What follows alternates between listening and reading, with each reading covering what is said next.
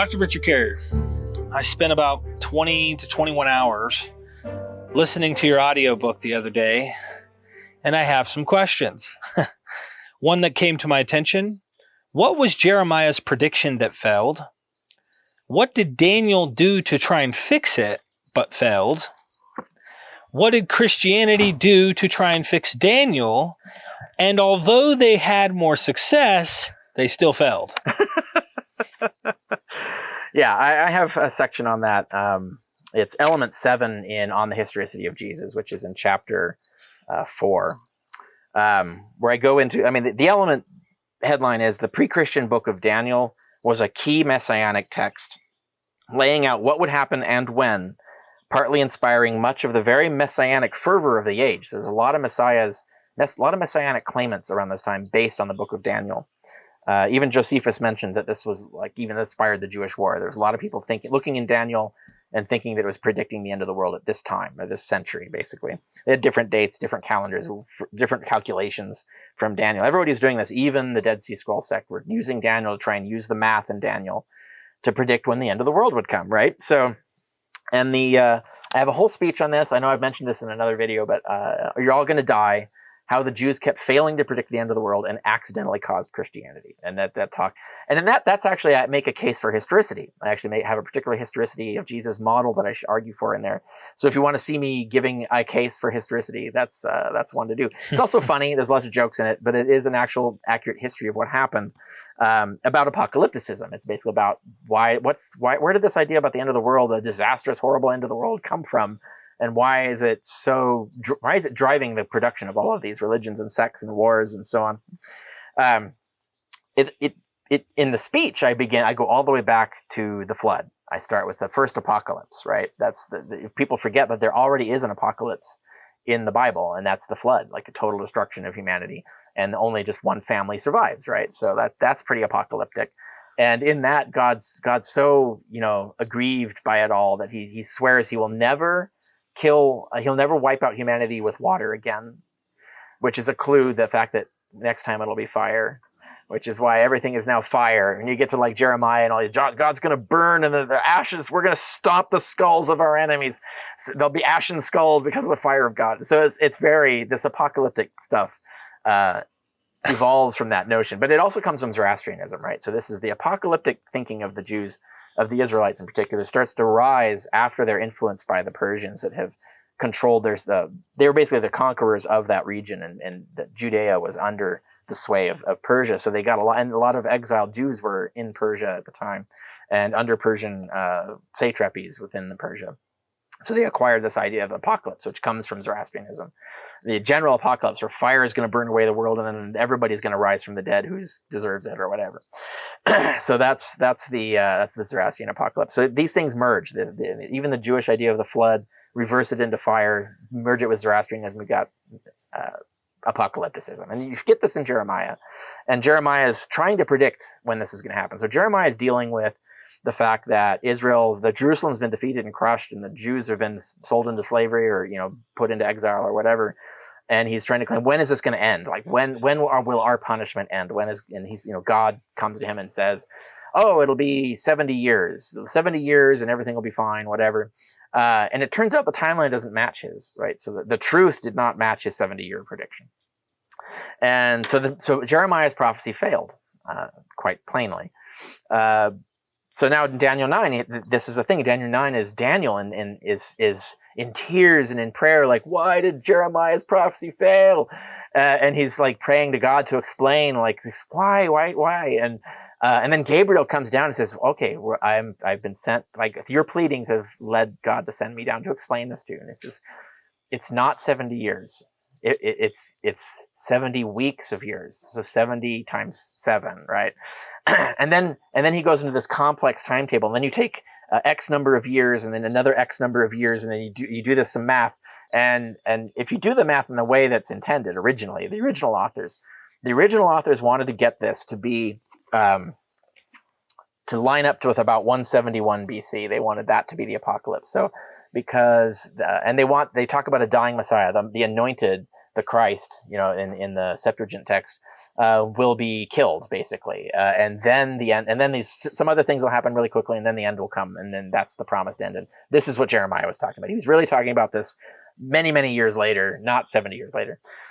And when the authors originally wrote this, and I have an article on my blog on Daniel, dating Daniel, and how we know Daniel is a forgery.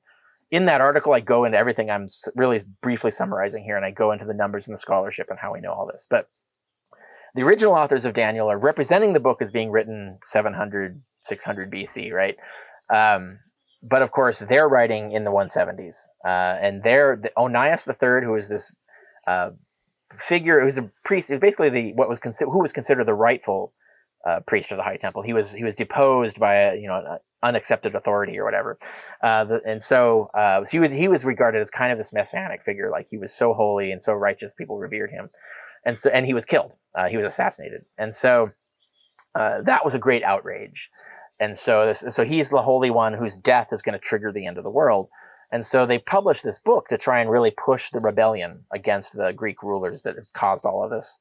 And so they're saying that, Onias, the Messiah, has been cut off, and this is exactly what Jeremiah predicted, right down to the exact timetable. It's happening now, the end of the world, come fight. And so it's really a war propaganda, right? It's designed to get people to go out and fight this rebellion. But the thing is just like Jeremiah says, everything's going to be hunky-dory in 70 years, the Daniel thing, it says, everything's gonna be hunky-dory within a few years. And then they do win, right? The rebellion succeeds. This is the Maccabean revolt and everything. So they do succeed. But the world doesn't end. The paradise doesn't come. So things are still f***ed up, even though it's under Jewish rule now. That prophecy failed, right? So the Daniel's prophecy. So Daniel was trying to fix Jeremiah. Jeremiah failed. Daniel tried to fix it. Daniel failed. That prophecy failed. So by the time you get to the Dead Sea Scrolls and the writers of those, they're struggling to re-explain. They're doing the same thing to Daniel that Daniel was doing to Jeremiah. They're trying to say, it failed. That can't be. So we must have the timetable wrong. We must have the math wrong. So they're doing the math differently. They're using the numbers, looking at what Gabriel told Jeremiah, and assuming there must be some other way to do the math. And there's a more obvious way to do it that gets you right around the time that they're doing, conveniently, right? And what times? So depends on the math you do, and it depends on what calendar you use, and then what anchor dates you use. And so there's so many different ways that if you're creatively reinterpreting the text.